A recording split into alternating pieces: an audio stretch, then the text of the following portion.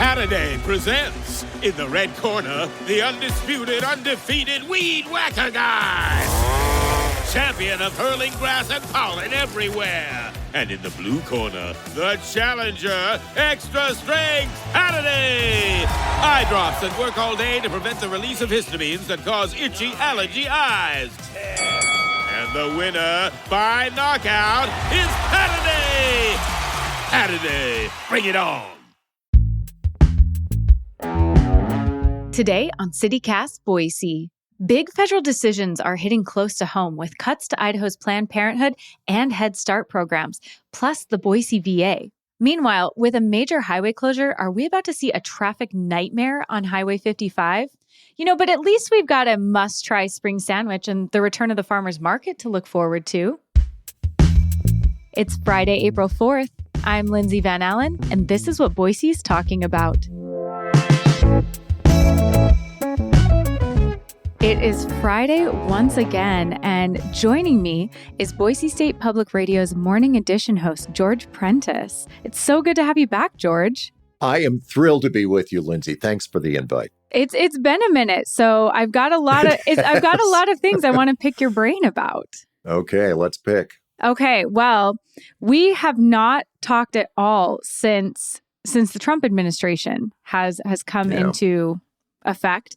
But we're starting to see some of the impacts of executive orders and, administrative decisions. And specifically this week, it was revealed that they're impacting Planned Parenthood, they're impacting Head Start, and it could begin to impact our libraries.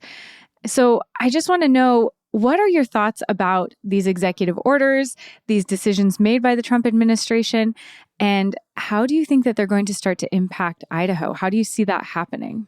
They're impacting Idaho. We see people in the streets that never would have demonstrated before. So I guess number one, honestly, this should not be a surprise to anyone who paid any attention to the campaign and to the election, because this is what he promised he was going to do. I think that more than a few million people thought, oh, no, he probably won't do this. But it's happening, and his minions are doing it as well. So we know that, for instance, in the case of Head Start, that's RFK Jr. That has directed the closure of the Head Start regional offices. Planned Parenthood, that's Health and Human Services as well. I think that the bridge too far could be the VA, and I'll talk about that in a second. Yeah. And just, to give everyone a little bit of background, maybe like the happy people who don't read the news all the time, RFK Jr. has closed the Head Start office for Region 10 in Seattle, which does cover Idaho. So I guess part of making America healthy again is not having kids in Head Start, I guess. And with that office closed, Idaho received about $31 million in program funding from that department. So that money is now in jeopardy, or... Oh, they've run out of money. Yeah. And so they're not going to be getting this money that we need. And I think the feeling that I'm feeling is there's just so much uncertainty about what does this look like? If you just completely close a Head Start office for a region and they have no more money, what do you do? Like, what does that even look like? That's what I'm feeling is a lot of, is it just going to shut down? Can they get through the end of the year? What happens next fall? Like, I think there's just so much uncertainty. Is that kind of where you're at, or are you seeing it a little differently? No, exactly. I don't think they make it to the end of the year unless something dramatic happens. Basically, somebody would have to admit they made a mistake, and I don't see anyone in this administration, let alone RFK Jr., saying those words. But to the Head Start issue, they had been funded for half a year, and that funding ran out in January. So they were hoping that, that someone had actually signed off on funding for the second half, but it's not coming. So, we're talking about closure, and I don't see how individuals keep that many offices open. We're talking about thousands of kids in Region 10, just thousands of kids, actually, children and families here in Idaho. So, yes, I don't see, unless somebody backtracks on this, I see those services stopping and closing. And if you've seen the faces of these kids and that depend on these services, it's more than heartbreaking. This is criminal. Yeah, and I mean, I'm a product of Head Start. And I mean, MIT came out with a study a couple years ago that children who attend preschool are more likely to graduate high school, score better on the SAT, more likely to enroll in college. They have fewer suspensions in high school. They're less likely to experience juvenile incarceration. I think the potential ramifications of this we will see for decades without access to these programs. And, you know, as a child who grew up quite poor, I benefited from this. So I'm so worried about these families who can't afford a preschool or some other type of schooling and rely on this and now are going to be out of options. They were using reserves to pay staff after the money was frozen, basically, in January. So you're thinking, what is the legacy of this administration? After they're long gone, this could well be it because this is generational, right? Yeah. I mean, you're a product of Head Start. I've spent so much time in Head Start programs over the years, and it's just devastating. But it's one of, a half dozen, a dozen huge decisions of laying people off, closing offices, ending programs that change lives in so many ways. Well, and I want to talk about another one of those programs, and that is Planned Parenthood. Yeah. And the Trump administration froze $35 million in Title X funds. And so Idaho is set to lose about $550,000 in federal funding. And this was for things like reproductive care, for health screenings, pap smears. This is for low-income people to make sure that they are getting the health checks and the care that they need. The regional director for Planned Parenthood was very clear. None of these funds were used for abortion. They're used for preventative care and treatment for people who otherwise would go without. And so, I mean, we've got issues with Head Start funding. Now we're going to have issues with Planned Parenthood funding. Like you said, I think the ripple effects of this are going to be felt for years and years. I think this also, I think there's a real possibility of closing those Planned Parenthood offices now. And that line had been drawn so many years ago about not using $1 in Idaho for any abortion services. So yeah, we're talking about pap smears and breast cancer screenings and all this testing, et cetera. But these are just wide swings. These are reckless cuts. There's no way to say it. Now, they're very proud of the fact that they are, in their words, just saving, millions and millions, if not hundreds of millions of dollars with all of these cuts. But these are real lives. If I may talk for a moment, though, about the VA. Yeah. So we saw some of the protests outside the VA Medical Center in Boise this last weekend. Actually, there were two on two separate days there. My sense is that could be the bridge too far. If you spend any time in a congressman's office, in a U.S. congressman's office or a U.S. senator's office, as I have over the years, I've sat in those offices, and I know that the majority of calls that come into those offices are in regards to veterans looking for, really specific stuff. Their prescription wasn't refilled. They're not getting access to their appointments, et cetera. You want to hear complaints loud and clear. They're going to be veterans calling the congressional offices of Mike Simpson and, certainly Senators Risch and Crapo. So, yeah, this is going to happen in a big, big way. I think the cuts to the VA may say, I'm sorry, this is too much. Again, I don't see that this administration backtracking or apologizing anytime soon, but I think the clapback on this is loud and clear. Well, and George, part of this whole just confusion, nobody really knowing what's going on, there were some people who publicly were speaking about, some nurses who publicly were speaking about getting fired from the VA about a month and a half ago. And so then it seemed like maybe some people were going to be hired back or maybe not, and maybe there were additional cuts. Have you found any clarity with what is happening with the local VA, or does it just Yeah. still seem like nobody really knows what's happening or what will happen week to week, day to day. I've got sources inside the VA here in Boise, and the fact is that they are already dramatically understaffed. They're not really meeting their patients' expectations. Appointments are being stretched out and pushed back, and there's a real problem over there on just funding for unfilled positions and people just not sure about whether they have a job or not. And I do know that administrative jobs are on the chopping block. And these are the people who do make those appointments. And by the way, in administration, a lot of them are doctors and healthcare professionals.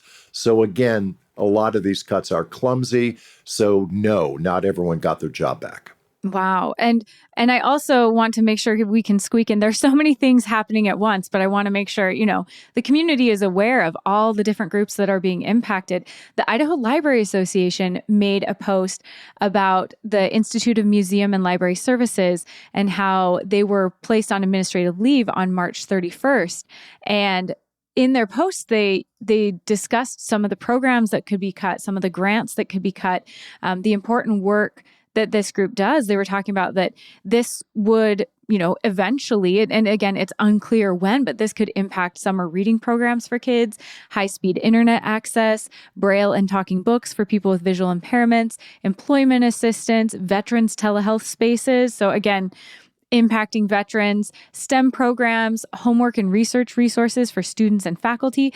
And so like you said, there's so much happening. These are broad cuts. And I don't think it will be very long before we start to see some very real community impacts. Do you think the outcry will increase with that? I mean, we've already seen protests, or do you think, we're kind of just at a boiling point? I think so. I mean, bottom line, we're talking about kids. We're talking about children, number one. Number two, we're talking about protected classes of people that up until now we thought they were protected by federal law.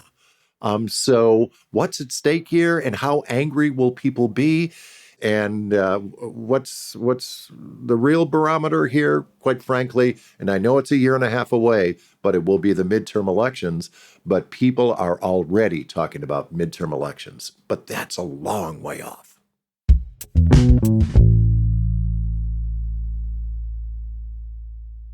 We off? 30 seconds of carefree bliss. Oof, like wind in your hair carefree. Oh, like using Clorox disinfecting all-purpose cleaner in the home carefree. Yes! Like dog slobbing on the coffee table and cleaning it with Clorox carefree. He's on a roll now. Spit toothpaste on the faucet. You got it. Peanut butter on the light switch. Oh, spritz.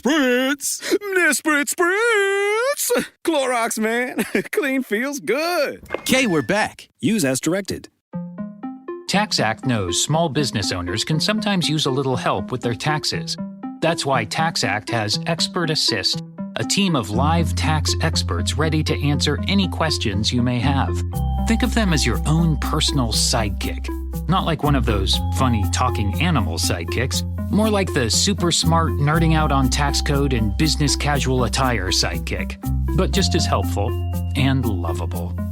TaxAct. Let's get them over with. George, you clued me in on this issue and what's happening a little outside of the Treasure Valley, but might have some big impacts. And that is that Highway 95 is closed from Council to New Meadows. What kind of an impact is this going to have, not only for residents of those cities, but for everyone in the surrounding area? Yeah, because basically we're talking about detouring a lot of traffic, a lot of commercial traffic onto a highway that is pretty tricky on a good day. So just basically, we're talking about a pretty modest stretch of US 95 that has basically collapsed. A landslide beneath it just eroded and the road just collapsed, and they have to fix it in a big way. So, okay, Council is there's Council, there's New Meadows, they're pretty small towns, big deal, but it's US 95. And it is the main north-south corridor, especially for commercial traffic. So Idaho Transportation Department says, okay, don't come up here. Why don't you take U.S. Or State Highway 55, winding along the river that most of us, just lovely, take a nice easy stroll up to McCall, right? And a few people pull their campers. Well, now you're going to see, a couple of, my gosh, trucks pulling, two. Have you seen those UPS trucks that, pull like two loads, if you will? Can you imagine that on State Highway 55? So there's that tricky bit of business. But then get a load of this. There are people who live over the far side of where the US 95 collapsed, but work on the other side. Yeah. So what would normally take them 30 to 35 minutes to get to work would take them 4 hours. So this past week, Valley County says, well, why don't we look at the Weiser River Trail? And I'm thinking, the Weiser River Trail, isn't that like a footpath? Isn't that a trail through the woods? And isn't that like this time of year, it's filled with snow? They're seriously thinking about running ATVs over this trail and then pulling wagons on them and then putting people on these wagons to kind of circumvent the highway. And I'm thinking, this is insane. Like putting human beings on a wagon and then pulling them through the woods, for the better part of an hour to an hour and a half just to get to their jobs, over in the town of Cascade. But the bottom line is, here in the Treasure Valley, so many of us travel up and down State Highway 55. Well, you think that there were a lot of stops and goes before? Oh my gosh, that is overloading that road with a lot of traffic and a lot of commercial traffic. So folks, patience, and my gosh, just keep your fingers and toes crossed that we don't get, really bad accident on that road. And we've seen more than enough on that road already on a good day.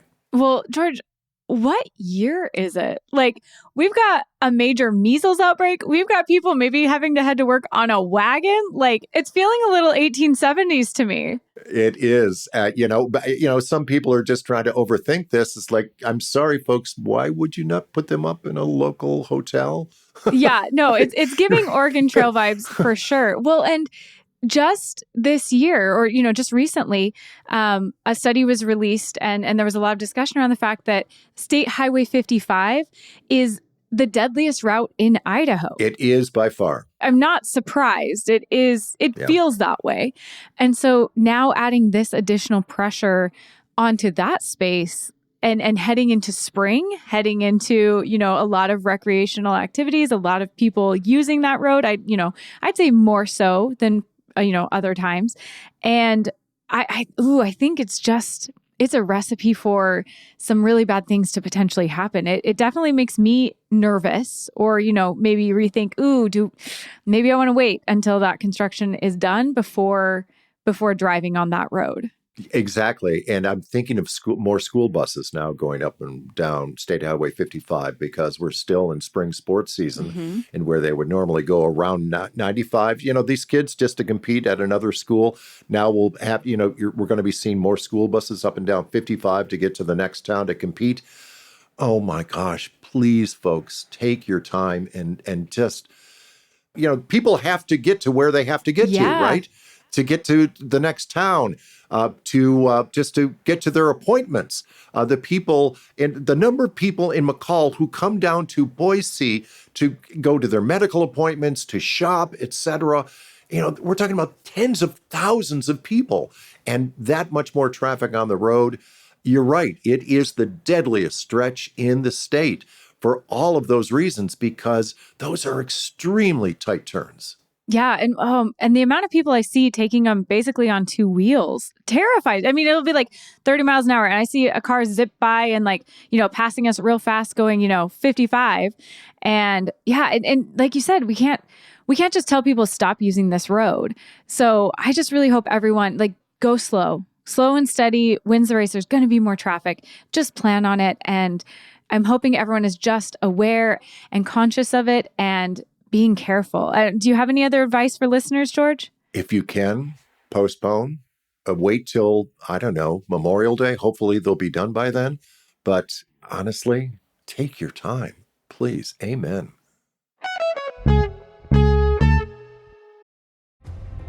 Get ready for Netflix's gripping new medical drama, Pulse. Set in a cutting-edge Miami trauma center, third-year resident Dr. Danny Sims is unexpectedly thrust into a promotion when beloved chief resident Dr. Xander Phillips gets suspended. Then, with the emotional and physical stakes at their highest, a storm will push the hospital and its residents to their limits. Witness how life can change in a heartbeat when you're operating under pressure. Watch Pulse, only on Netflix. Hey guys, have you heard of Goldbelly? It's this amazing site where they ship the most iconic famous foods from restaurants across the country, anywhere, nationwide. I've never found a more perfect gift than food. They ship Chicago deep dish pizza, New York bagels, Maine lobster rolls, and even Ina Garten's famous cakes. So if you're looking for a gift for the food lover in your life, head to goldbelly.com and get 20% off your first order with promo code GIFT.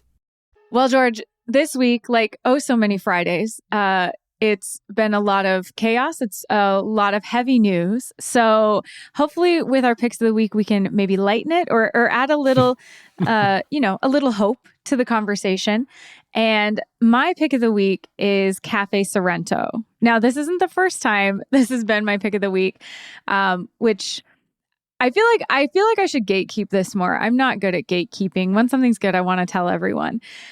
They're on Overland Road in Boise, and I've had their pastries before, and now I got a chance to try one of their sandwiches. And oh my God, George, like it's tucked away in a little strip mall. And so it's very unassuming looking, and maybe people are driving by, and that's why, it's not sold out immediately every day. The sandwich was amazing. It was on their house-made focaccia bread. I got the Flavia sandwich. It's got marinated cherry tomatoes, burrata, a basil pesto spread, arugula, balsamic drizzle. It was stunning. Oh, wow. Shocking how good this sandwich was. And I already was in love with their pastries. I've had the Maritazza. The cherry one is just to die for. Their amaretti cookies are... every time I go there, I get a bunch. Sorry, everyone who can't have them, because I buy several because I want to have them with my coffee every morning. I don't buy too many, but I do buy a few. And then they also just have these amazing cannolis. I'm not even a cannoli person, but they've converted me. So everything is coming out of their ovens and their kitchen? Yeah. Oh, yeah. wow. They're making everything. They're open Thursday through Sunday, 9 to 2. And you are going to have a wait. If you go, George, you just got to plan on you're going to be waiting in line. But it is worth it. Okay. So George, I'm curious, what are your picks of the week? What are you looking forward to? Well, I'm going to steal a pick and a half. Is that okay? Yeah, absolutely. Okay. Well, I have to start with the Boise Farmers Market, which returns Saturday, believe it or not. Right? I'm so excited. I love the Boise Farmers Market. Who doesn't love the Boise Farmers Market? So a couple things. I talked to the executive director the other day, and she says that they will have a record number of farmers and ranchers for their opening day. They've never had this many for the opening day. Did she say how many that they have? Yeah, I think it's going to be, as of a couple days ago, it was going to be near 80, which is stunning for this time of year. Because, again, you're not going to see stuff that, somebody grows more than a couple 100 miles from here and then they just truck it in. These are going to be greens and root vegetables and the things that are indeed grown this time of year. So no tomatoes yet, or et cetera. So I'm really, really impressed by the fact that there's going to be that much variety in their opening weekend. So kudos to them. And I love the fact that, you go to the Boise Farmers Market and it's almost like visiting the season. You're almost visiting what is fresh this week. Mm-hmm. And their criteria is very specific. It's, Boise farmers and ranchers. A couple come up from the Magic Valley, and one rancher comes over from Malheur County over in Eastern Oregon. But otherwise, it's in the Boise Valley. So impressive. And the fact that Boise has two markets is still stunning, I know, to a lot of newcomers. But the Boise Farmers Market comes out of the gate this Saturday. Now, I have to pick a movie, right? Absolutely. I was going to say, what's your movie pick? I haven't been for a little bit and I haven't known what's good or not. So, George, I've been missing out with you gone. I got to hear what should I be watching? You've got to see The Friend. Okay. And it's a very simple title, right? Mm-hmm. But it's a wonderful movie. And I'm going to sell you on it just by telling you who's in it. Naomi Watts and Bill Murray. Oh, perfect. Okay, wait. Is this a comedy? What is this? Well, it is, and yet you're going to cry a couple tears.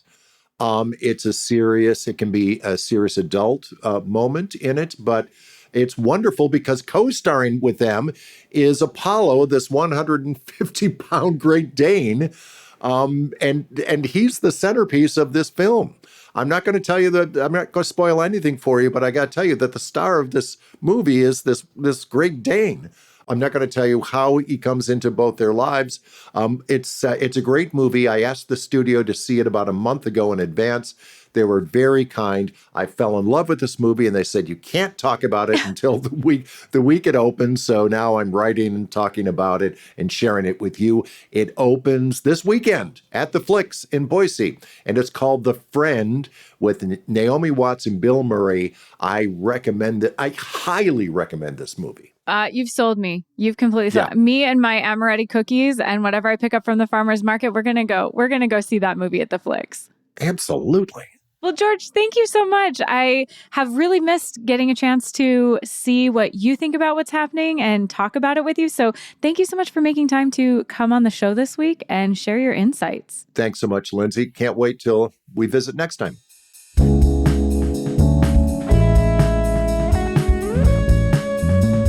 That's all for today here on CityCast Boise. The show is produced by Evelyn Avitia, Frankie Barnhill, Elizabeth Kama, and me, Lindsay Van Allen. Blake Hunter writes our Hey Boise newsletter with help this week from Adrian Gonzalez. And our music is by Up Is The Down Is The. If you enjoyed our show today, leave us a review. It helps other people find us. We'll be back on Monday with Capital Chatter. Take care.